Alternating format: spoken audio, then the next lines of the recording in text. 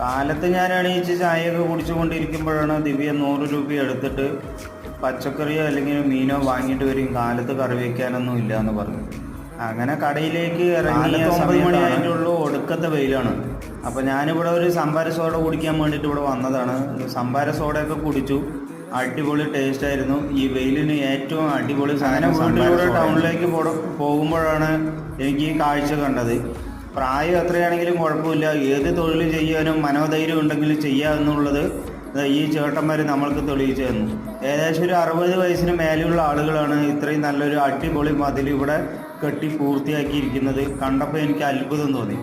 മംഗലം വേലയൊക്കെ കഴിഞ്ഞ് ഇതാ ആന പുറപ്പെട്ടു.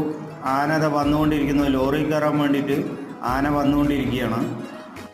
വേലയും പൂരമൊക്കെ ഇങ്ങനെ കഴിഞ്ഞു പോകും. പക്ഷേ അതോടൊപ്പം തന്നെ ആനപ്പിണ്ടി റോഡിലുള്ളതൊക്കെ മാറ്റിയില്ലെങ്കിൽ വലിയ അപകടങ്ങളൊക്കെ ഉണ്ടാവും. അതങ്ങോട്ട് മാറ്റണം.